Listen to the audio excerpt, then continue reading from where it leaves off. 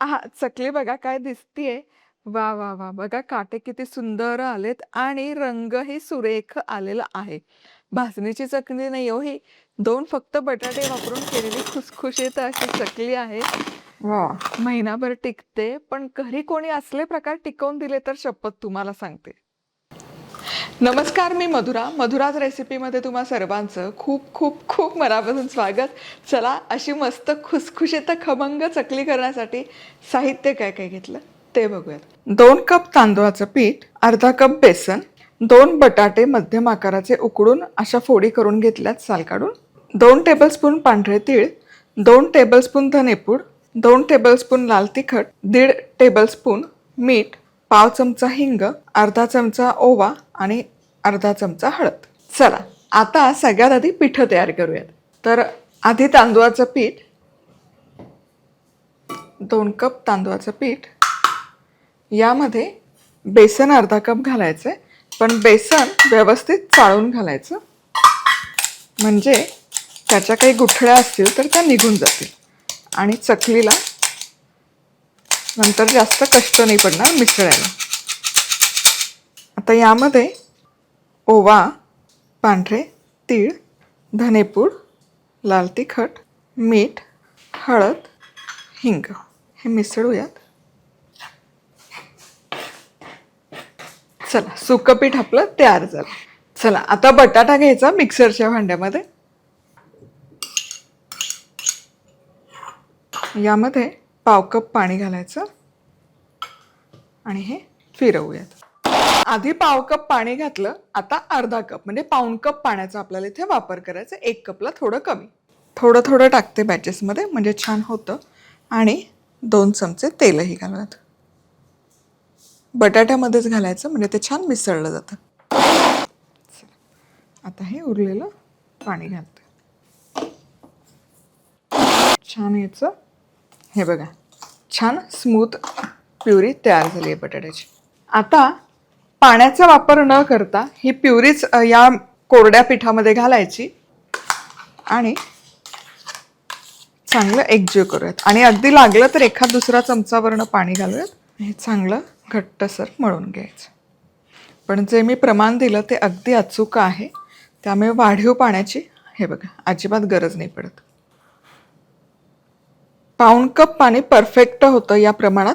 बटाटा किती मोठा आहे त्या अंदाजाने, पण लागलं तर वाढीव 1-2 चमचे पाणी वाढवा, पण माझं परफेक्ट झालंय. चला, बरोबर इथे पीठ मळून तयार आहे. असं घट्टसर हवं बघा. खूप सैल नका करू. खूप सैल केलं की काय होतं, चकली आतमध्ये मऊ राहते. आता यातून असा एक छोटूसा गोळा घ्यायचा. चकलीचा साचा आहे, याला प्लेट आहे चकली पाडायची. हे पीठ यामध्ये भरायचं, झाकण लावायचं. आपण नेहमी चकली करतो ना तेव्हा एक एक चकली पाडतो, पण ही बटाट्याची चकली अशीच डायरेक्ट एक मोठी टाकली तरी मस्त होते, कुडकुडीत होते आणि चव छान लागते. आता तेल व्यवस्थित तापवून गॅस मंद आचेवर करून घेतला आणि ही चकली मंद आचेवरच तळा.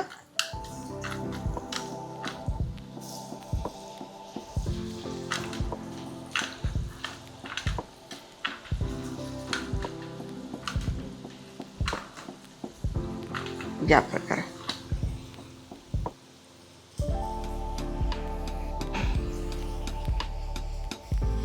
आता छान मंद आचेवरच ही चकली तळून घेऊयात.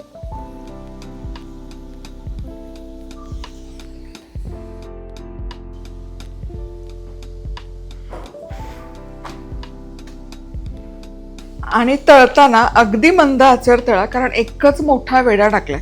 मोठ्या आचेवर तळाल तर बाहेरून कुरकुरीत होईल, पण आतून थोड्या वेळाने पूर्ण नरम पडून जाईल. त्यामुळे गॅस अगदी मंद आचेवर करून घेतला मी. आणि छान एक म्हणजे खालची बाजू किमान 3 मिनिटं तरी तळून झाली पाहिजे. चला, एक बाजू बरोबर 3 मिनिटं मी तळून घेतली. आता उलटवूयात.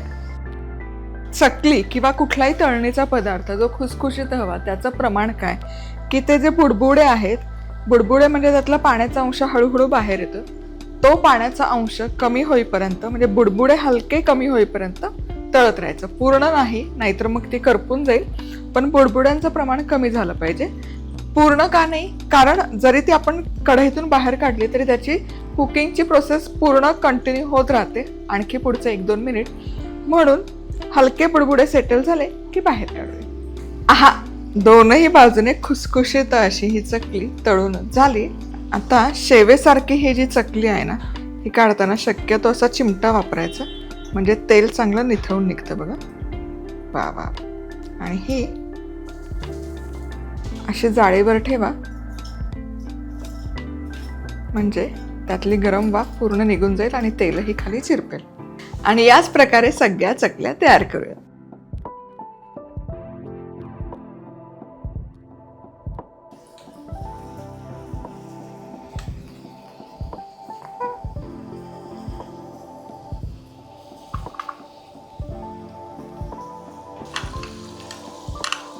रॅन्डम अशी कशीही तुम्ही ही चकली टाकू शकता. आणि मी जसं म्हणाले आधी की तुम्हाला हवं असेल तर नॉर्मल रितसर चकल्या पाडल्या तरी काहीच हरकत नाही.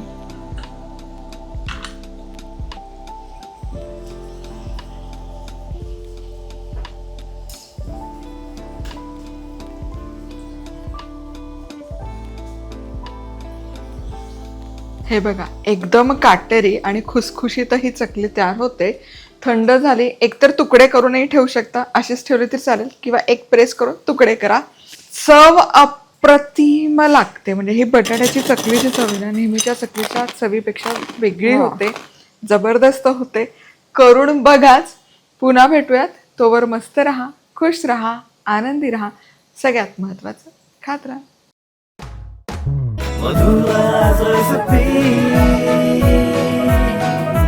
मधुराज रेसिपी, महाराष्ट्राची अस्सल चव.